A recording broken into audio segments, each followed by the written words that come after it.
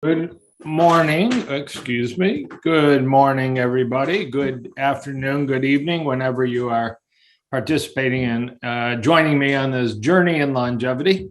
I will apologize. I practice what I preach. I'm on a treadmill desk. You'll be seeing more slides than me, but if I'm bobbing up and down, it's because I am always walking while I'm seeing patients in my clinic, at home while I'm doing research. So the topic today for a interventional and now preventive cardiologist, university professor, is a bit of a turn in my career, but more than a decade ago, I started really focusing on longevity, the basic science, the animal research, the human research, separating wheat from chaff. How can we live our best life and use the science? And it's a very challenging task to keep up with that because there is so much science and there's a lot of hope. There's too much hype and trying to find what will work. So we're going to talk, I didn't count them up, at least 30, I'm sure, data points about things that you can consider in your life. None of this is specific advice to you, but I don't think there's anything I'm talking about today that I haven't done or don't do regularly. So I'm speaking from a commitment I've made, not necessarily to guarantee I'm making it to 120 or 150, although I actually think that's possible. I'm about to turn 63 and never had an operation and don't plan on having one and don't plan on taking prescription drugs unless I absolutely need to. So here we go. Cardiac longevity, planning for 100 years. I actually think that's a conservative statement, but let's at least plan on 100 healthy years. I am the founder of a unique clinic outside of Detroit, the Kahn Center for Cardiac Longevity. And most of my teaching to medical students is at the largest medical school in the United States, Wayne State University School of Medicine. So we're going to go back for a minute to very early in writings and understanding, when God said, I give you every seed-bearing plant on the face of the whole earth, and every tree that has fruit with seed in it, they will be yours for food. Genesis 1, verse 29.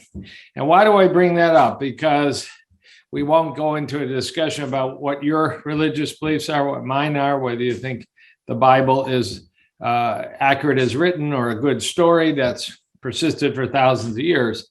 But there is a group of people that had exceptional longevity, and they all lived on the diet that Genesis 1, verse 29 describes. So happy 969th birthday, Mr. Methuselah. Happy birthday to you. That is a lot of candles. In fact, it says right there, the candles on the cake could be seen from 7 miles away if you lit 969 candles. A little bit of trivia there, but some of you know that that is the oldest person reported in the Bible in terms of survival. And I had to actually look up a word because I saw this online, antediluvians. These are people reported in the Bible before the flood of Noah. And the Bible reports there are a lot of people living exceptionally long lives. Methuselah took the title, but Noah at 950 and some of his children and the rest. So whether, again, you believe this is stories or God's word, but we have a little bit of data that perhaps there is the potential for exceptionally long lives.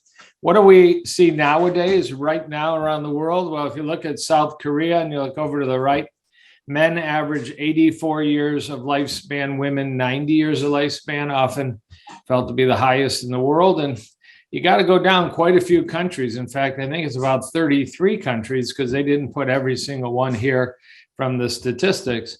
But the United States is not number one. We have an average male lifespan of about 80 years and female of about 83. So despite extraordinary opportunities we have in the United States and access to some of the most advanced medical procedures, we're not doing it all in terms of this single measure of health, which is lifespan. But is lifespan the only measure? As I said, living to 100 is a goal. Living to a healthy 100 is a super strong goal.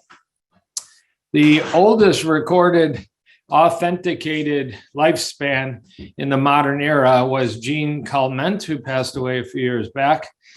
Pretty good birth records, death records, 122 years old. You can tell from the picture she didn't exactly follow the real truth about health. Top points for health promotion, as she did smoke and had a cup of coffee in her hand nonstop. Not that coffee is a bad thing, but nonstop might make you pause for a minute. She also had an incredible sense of humor. This is her most famous quote: "I have only one wrinkle and I'm sitting on it." And at age 121, that's a pretty good sense of humor. I think you'd agree. But so we have that capacity. If one human did it, why can't more get well beyond 100 in a healthy way? And how long can we live and want to live? Well, the rate of increase on average is certainly escalating. The average lifespan in 1600 was only about 30 to 35 years. And in 1950 was only in the range of about 60 years. And here we are now, as we just saw, around 80 to 83 years in the United States. There has been a little drop off the last couple of years, which is concerning. Without doubt, SARS-CoV-2 contributed a bit to it in the United States, but it appears just in general, lifestyle, stress, environmental toxins, and actually medical mishaps. Some people rank medical mishaps, medical errors in the hospital, allergies, transfusion reactions, inappropriate surgery as being the number 3 cause of death in the United States. That was Johns Hopkins University that reported that, although the number has gone down with implementing protocols to avoid hospital catastrophes.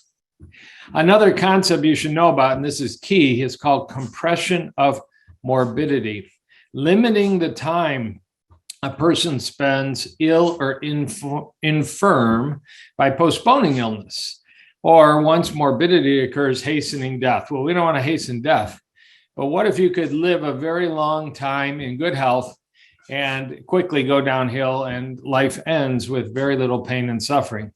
Largely due to preventive measures and healthy lifestyles, relates to physical and psychological health benefits. And when you map that out, if you look at the upper curve, there's a term lifespan and health span. And this shows on the upper curve where people are living a long life, and most of it is in good health. That's called the health span. So there's an example there of somebody living 40,000 days. Only the last 1,000 days, that's too many, that's about 3 years, are in poor health, but 39,000 of the 40,000 are in good health. Now, the average reality isn't that good. The average reality is living about 30,000 days, age 80 or so. 5,000 of the 30,000 are in poor health. So that is more than 10 years on average. And what if we could shift this curve? Even if we didn't live longer, if we could live healthier, that would be a better health span. But if we can do both, a better health span and a better lifespan. So as it says here, the goal is to die young as late as possible. And we're going to study how do you do that starting today. What if you can just live 10 more healthy years? This is a goal often mentioned in the health and longevity world. Aubrey de Grey is a very distinctive looking expert on longevity, tall, thin, with a very long white beard. And he says it's quite likely that the first person to live to 1,000 years is already in their 40s or 50s.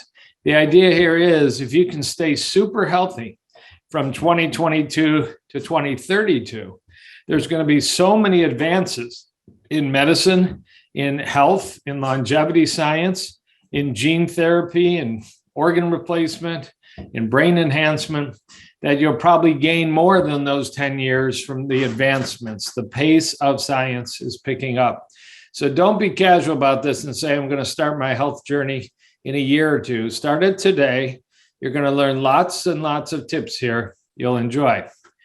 This is a little technical, but this is another concept since I want you to be an educated audience. Longevity escape velocity. Progress avoids diminishing returns.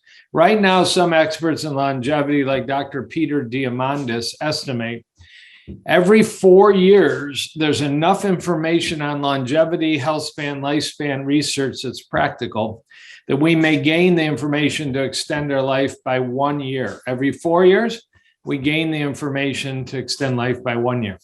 What if we get to the point where every year there's enough science, advancement, contributions? Every year, we gain information to gain a year. When that happens, the point on the bottom of the slide, B, maintain health span indefinitely, may be possible. So if you stay healthy for a year and then you start to get some arthritis in the hip, there may be a new regenerative therapy for your hip that doesn't require surgery, as an example. If you stay healthy for a year and you begin to have some memory issues, but there are therapies like hyperbaric oxygen therapy I'll talk about that restore your memory and your brain volume, then you might be able to enjoy a good health span. So that's a concept to be aware of, although you won't hear that too often unless you're really deep into longevity research. I want to talk about two things and then move to practical things. These are high science. Some of you may know about a technique called CRISPR, and I won't go through the long definition of what CRISPR is. That's down to an acronym.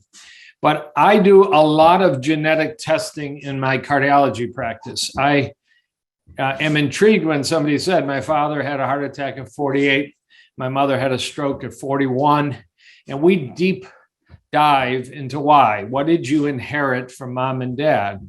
Well, what if you did inherit some bad genes? We'll talk about ApoE and 9p21, or the gene for lipoprotein a on chromosome 6. Well, there is the potential around the corner that we'll be able to silence genes so they stop making products that could be harmful. What if we could silence the gene that calls for lipoprotein a and you just stop making it? And that is the future of gene editing. And the other would be, what if you're lacking a gene and you don't have the proper gene to make a protein that's important to health? There may be the ability to insert that gene into your DNA and come up with repaired, restored, and normal DNA. And these things are actually being used right now in clinical medicine. It's been estimated that really within a short time, 8 years from now, this CRISPR gene editing, gene insertion technology may have the potential to cure at least 13 diseases. Some of them you've heard of: sickle cell disease, thalassemia, Alzheimer's, that's a big one, Huntington's disease, not common, but awful, autism spectrum, again, probably more than one disease, and some eye diseases and leukemias. What if we could actually alter the genes to restore them to normal? Because lifestyle is powerful, but lifestyle does not take care of every single issue. Another high science point I just want to introduce you to, then we'll move on to practical approaches, is the fact that a Japanese scientist and medical doctor physician, Shinya Yamanaka, won the Nobel Prize in Medicine over understanding how to turn on and turn off stem cells in cell cultures and also in ultimately big mammals like humans. And he found 4 proteins. They're there in the circles: OCT3/4, SOX2, KLF4, and CMYC. And these are called Yamanaka factors. And Yamanaka factors, named after Dr. Yamanaka, can take fully mature cells. A fibroblast might make collagen and can insert Yamanaka factors into that cell and have them return to a more youthful state, to a stem cell. So perhaps your knee is full of damaged cartilage and inflammation and bone on bone, and perhaps we'll be able to inject factors. This is being done, not necessarily Yamanaka factors, but through another pathway called the Wnt pathway right now. And a company hopes to actually get FDA approval perhaps by next year doing this. But what if we can induce stem cells that then can grow to be bone or cartilage or heart cells or brain cells after a stroke? So this is not all that far off. There are already clinical trials of using Yamanaka factors to create stem cells that can differentiate to be what the body needs. Very hopeful. A lot of research to do.